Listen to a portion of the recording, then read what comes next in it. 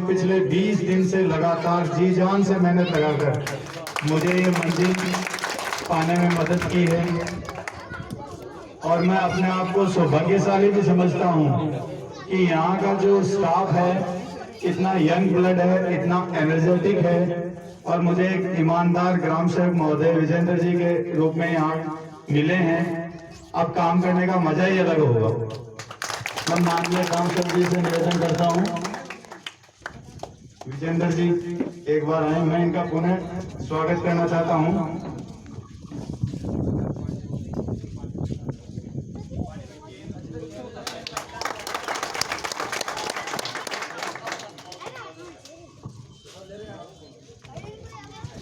जैसा आप सब लोग जानते हैं कि चुनाव लड़ने से पहले मैं पिछले 2-3 साल से सक्रिय था और आप लोगों ने मुझे पहचाना।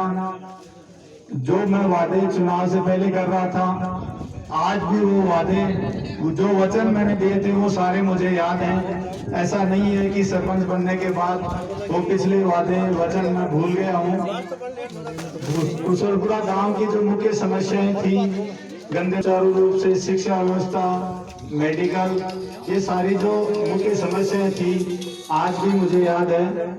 अभी ये कार्यक्रम पूरा होने के बाद मैं माननीय ग्राम सेवक महोदय से निवेदन करूंगा कि वो मेरे साथ चलेंगे और सैन समाज का जो स्टार्टिंग पॉइंट है, गंदे पानी की निकासी को लेकर जो बड़ी समस्या यहाँ पे कुशलपुरा में है, रोडों के ऊपर पानी फैलता रहता है, और बड़ी शर्म की बात है कि हम इस प्रकार के मुद्दों को कभी चुनावी मुद्दा नहीं बनाते। जाति के आधार पर, क्षेत्र के आधार पर जिन लोगों ने चुनाव लड़ा है उन्हें कुशलपुरा की जनता ने सिखा दिया कि अगर राजनीति करनी है तो आपको विकास की राजनीति करनी होगी। मैं उनका बहुत बहुत आभार व्यक्त करता हूं कुशलपुरा की आवाम का, जिन्होंने मुझे मतदान दिया, और जिन्होंने नहीं भी दिया उनका भी बहुत बहुत आभार।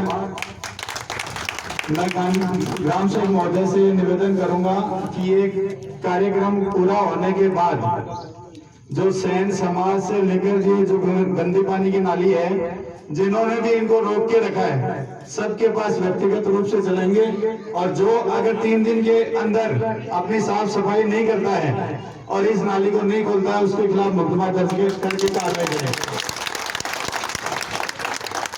उसके बाद में जो सारे मुख्य काम है, पंचायत भवन का निर्माण अभी अधूरा पड़ा है। ग्राम सेवक जी से बैठ के इसके बारे में चर्चा करेंगे। मेरा काम एक सरपंच होने के नाते ये है कि सारी जिम्मेदारियों को समझते हुए माननीय विधायक महोदय हो, सांसद महोदय हो, जिला परिषद मेंबर हो, ऐसा वोट पूरे गांव ने दिए। एक मुझे ये पता नहीं है कि किसने मेरे पक्ष में दिए या किसने मेरे खिलाफ दिए। सबका स्वागत है पूरी पंचायत का, बिना किसी जाति क्षेत्र के भेदभाव के। मैं आप लोगों का तहे दिल से आभारी हूं और निवेदन करता हूं कि आप सीधे आइए, दुर्भावना मत फैलाइए। एक भी मौका अगर आपका बेटा या आपका भाई आपको ये देता है शिकायत का, तो शर्माते हैं आप पूरे गांव के बीच में उड़ाना दीजिए, लेकिन कम से कम आप सीधा संपर्क में रहिए। अभी चरित्र प्रमाण पत्र पर साइन करवाने के लिए 3 दिन से लोगों के माध्यम के थ्रू फोन आ रहे हैं। ऐसा क्यों होता है? ये पहले टाइम अलग था, आज टाइम अलग है। मैं ये कहता हूं कि अगर आप नहीं आ सकते, अगर मुझसे कोई दुर्भावना है तो फोन कीजिए, मैं आऊंगा आपके घर पे। अगर किसी व्यक्ति को मुझसे कोई नाराजगी है पार्टी स्तर पर या चुनावी स्तर पर, तो मैं आपसे वचन देता हूं, एक बार फोन कीजिए, मैं आपके घर पे आऊंगा। कम से कम ये पक्षपात, जाति, क्षेत्र, इनसे ऊपर उठिए। ये समाज के लिए हानिकारक चीजें हैं, इससे हम पिछड़ेंगे, विकास नहीं हो सकता हमारा। मैं किसी भी प्रकार का भेदभाव नहीं करूंगा किसी के साथ भी। इसलिए मेरा आग्रह है, जो भी सरकारी योजनाएं हैं उनके बारे में आप ग्राम सेवक जी से आए, पंचायत में आए, 5 तारीख और 20 तारीख की मीटिंग होती है, तो उसमें ज्यादा से ज्यादा जानकारी हासिल करें। लोगों तक, गरीब तबके तक ये फायदा पहुंचना चाहिए।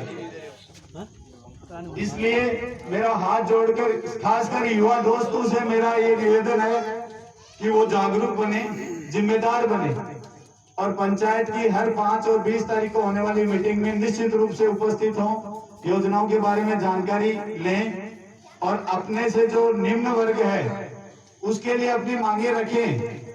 मैं अकेला आदमी पूरी पंचायत का घर घर जाके सर्वे नहीं कर सकता, लेकिन कोई गरीब व्यक्ति है, कोई लाचार है, कोई विकलांग है, कोई विधवा है, अगर आप उसके बारे में जानकारी देंगे तो मैं निश्चित रूप से आपको वचन देता हूं कि मैं मेरा 100% प्रयास करूंगा। यही कहना चाहता हूं कि पूरे गांव के अंदर जो भी व्यक्ति है वो सीधा संपर्क रखे। मैं खुद थोड़ा स्वास्थ्य कमजोर होने के कारण 3-4 दिन लेट हो गया। कल या परसों से मैं डोर टू डोर दोबारा चालू करूंगा सर्वे। आपकी समस्याएं घर घर आके मैं लिखूंगा और आने वाले 4 साल इस पंचायत के प्रत्येक व्यक्ति और प्रत्येक घर हर माँ, बहन और साथी के लिए है। इसलिए बिना किसी दुर्भावना के मेरा सहयोग दें। धन्यवाद।